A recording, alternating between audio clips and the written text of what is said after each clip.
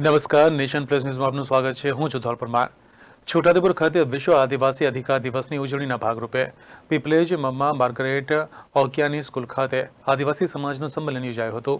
સંયુક્ત રાષ્ટ્ર સંઘ યુનાઇટેડ નેશન ઓર્ગેનાઇઝેશન દ્વારા ઘોષિત 13મી સપ્ટેમ્બર એટલે કે આજે વિશ્વ આદિવાસી અધિકાર દિવસની ઉજવણી કરવામાં આવે છે, જેના ભાગરૂપે આજે છોટાઉદેપુરના પીપલેજ મમ્મા માર્ગરેટ ઓકિયાની સ્કૂલ ખાતે આદિવાસી સમાજનું સંમેલન યોજાયું હતું, જેમાં આદિવાસી સમાજના આગેવાન નારાયણ રાઠવા, સુખરામભાઈ રાઠવા, નરેન્દ્ર રાઠવા, જામસિંહ રાઠવા, અર્જુન રાઠવા સહિતના આગેવાનો ઉપસ્થિત રહ્યા હતા। આ કાર્યક્રમમાં આદિવાસી સમાજના અધિકારો વિશે ચર્ચા કરવામાં આવી હતી, જેમાં મોટી સંખ્યામાં આદિવાસી સમાજના આગેવાનો, લોકો અને યુવાનો ઉપસ્થિત રહ્યા હતા। બાઇટ નારાયણ રાઠવા આગેવાન, બાઇટ સુખરામ રાઠવા આગેવાન, બાઇટ જામસિંહ રાઠવા આગેવાન, બાઇટ અર્જુન રાઠવા આગેવાન, બાઇટ ભીમસિંહભાઈ મસાનિયા આગેવાન। आज 13મી સપ્ટેમ્બર आदिवासी विश्व आदिवासी अधिकार दिवसनी उजवणी छोटाउदेपुर जिल्लाना जागनाथ मंदिरनी भागोळे मामा मार्गारेट हाईस्कूलना कम्पाउंडनी अंदर राखवामां आवी हती। छोटाउदेपुर तालुकाना वरिष्ठ आगेवानो मुरब्बीभाई सुखरामभाई राठवा, भाई जामसिंहभाई राठवा, भाई अर्जुनभाई राठवा, भाई नरेन्द्रभाई राठवा अने साथी तमाम वरिष्ठ कांग्रेसना आगेवानो विश्व आदिवासी अधिकार दिवस माटे जनजागृति लाववा माटे, समाजना लोकोने एक थवा माटे, समाजने जे आदिवासी अधिकारों मळेला छे, डॉक्टर भीमराव आंबेडकर बाबा साहेबे जे अधिकारों आप्या छे एनुं जतन थाय अने ए प्रमाणे आपणो समाजनो वहीवट, सरकारनो पण वहीवट चाले छे अने एमां मळेला जे अधिकारों छे ए छीनवाई नहीं जाय एना माटेनी तकेदारी राखवा माटे, एनी जागृति लाववा माटे आजे आदिवासी अधिकार दिवसनी उजवणी छोटाउदेपुर खाते राखवामां आवेली छे।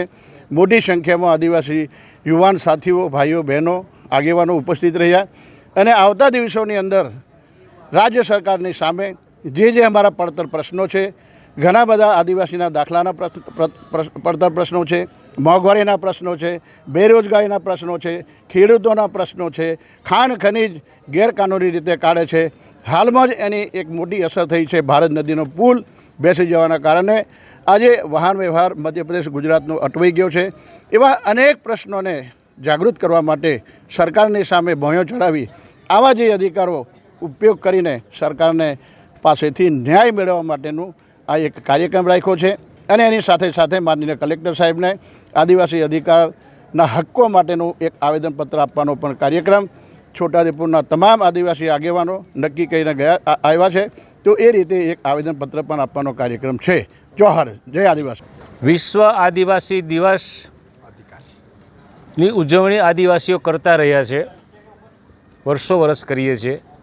આ વખતે આદિવાસીઓનો જે અધિકાર છે અને અધિકારમાં યુવાનોમાં ચેતના આવે, સમાજમાં જાગૃતિ આવે અને એના માટે આજે છોટાઉદેપુર મુકામે યુવાનો, વડીલો, રાજકીય પક્ષના આગેવાનો વચ્ચે આજે મીટિંગ મળી।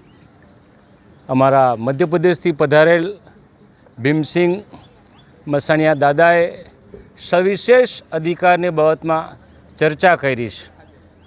આ અધિકારો બાબા સાહેબ આંબેડકરે બંધારણમાં આપેલા છે, પણ એ ચોપડામાં નહીં રહી જાય, એનો અમલ ગ્રામ પંચાયત, તાલુકા પંચાયત, જિલ્લા પંચાયત અને વિધાનસભા સુધી થાય એના માટે જાગૃતિ કેળવવા માટે, પોતાના હક્કો માટે લડવા માટે એમને માર્ગદર્શન આપ્યું છે અને એ માર્ગદર્શન થકી આવનારી ભવિષ્યની ફરી પાછી મીટિંગમાં સવિશેષ ચર્ચાઓ થાય।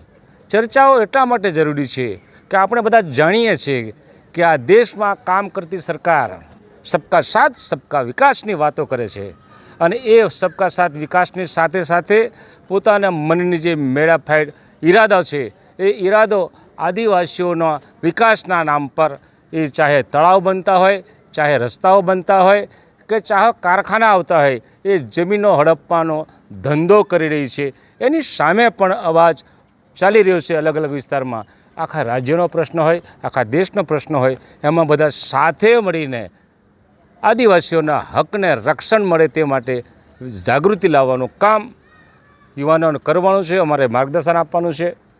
આજ રોજ અમે વિશ્વ આદિવાસી અધિકાર દિવસ નિમિત્તે આદિવાસીઓને જે બંધારણમાં આપવામાં આવેલા હક્કો અને અધિકારો અનુસૂચિ 5 અને યુનો દ્વારા જે 13/9/2007માં જે માનવ અધિકારો આદિવાસીના અધિકારો લોકો સુધી પહોંચે એના માટે અમે એક જ્ઞાન શિબિર અથવા આદિવાસીઓમાં જાગૃતિ આવે એના માટેનો એક આ પ્રયાસ છે.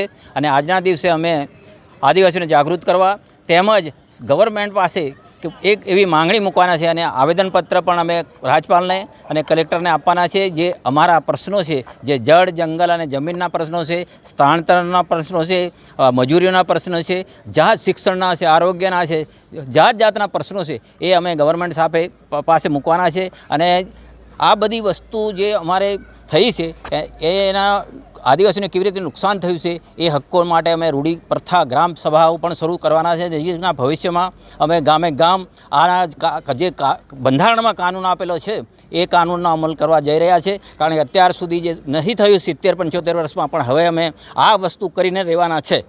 કારણ કે અનુસૂચિ 5માં અમને અમારા હક્કોનો અમલીકરણ કરવું પડશે અને કરવું જ પડશે અને લોકોમાં જાગૃતિ આવશે. જ્યાં અમારું સ્વશાસન હશે એના માટે અમે પ્રયત્નશીલ છીએ. જય જોહર.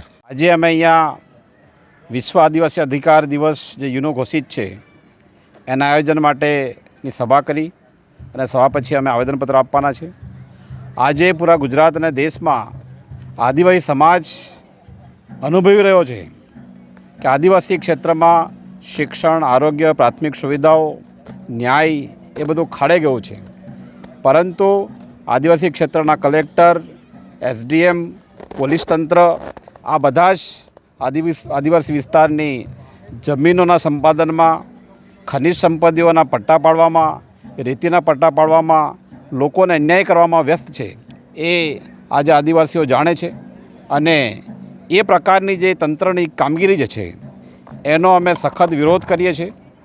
અને એ વિરોધ કરવા માટે આદિવાસીઓ પાસે અનુસૂચિ 5 પેશા, અનેક સુપ્રીમ કોર્ટના જજમેન્ટ આ બધું છે. અને એ બધું ટાંકીને અમે આજે કલેક્ટર મારફત રાજ્યપાલ અને દેશને આવેદનપત્ર આપવાના છે. અને એ રીતના આદિવાસીઓના જે અધિકારો છે, અધિકારની વાત બુલંદ કરીને એને નિર્ણય સુધી લઈ જવા માટે અમે કટિબદ્ધ છે, એના માટે કામ કરવાના છીએ. ये जो छोटे उदयपुर के राठवा क्षेत्र में जो राठवा लोगों ने जो बात रखी है वो उन सभी राठवाओं को वास्तव में उनने पूरे देश के आदिवासियों के लिए बचाने की बात कही. सबको शुभकामनाएं. बात ये है कि पूरे देश के जो आदिवासी है वो विस्थापन तो आदिवासी, जंगल में तो आदिवासी, उनकी ज़मीन भी जारी है. आपने देखा होगा इंस्टीट्यूट ऑफ यूनिटी में कितने आदिवासी गांव गए हैं. उसी प्रकार तमाम जगह आदिवासी के जो उनके कस्टमर इला है वो संकट में है, उनके अधिकार संकट में है.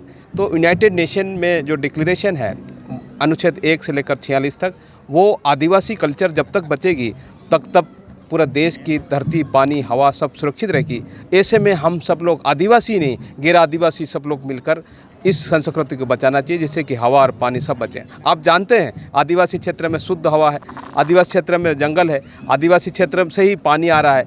और गवर्नमेंट ऑफ द इंडिया को भी आदिवासी क्षेत्र में इनकम हो रही सबसे ज़्यादा. लेकिन फिर भी गरीबी आदिवासी, जेलों में आदिवासी, विस्थापित आदिवासी, वो सबसे कुपोषित ज़्यादा आदिवासी. ये क्या प्रश्नवाचक चिन्ह है. यहाँ पे किसी संगठन या पार्टी की बड़ी बात नहीं है. यहाँ पे आदिवासी की सुरक्षा करने के लिए सभी पार्टियों को मिलकर सहयोग करना चाहिए. जिस प्रकार सब समाज के लोग अपनी कल्चर को बचा रहे हैं, उसी प्रकार अलग अलग संगठन के लोग अलग अलग पार्टी में होने के बाद भी आदिवासी के साथ एक साथ खड़े होना चाहिए. जबकि यहाँ पे ये सभी लोगों ने ये बताया है कि पार्टी, धर्मवाद, संगठनवाद, गुरु के चक्कर में ये आदिवासी लोग संकट में आ गए हैं.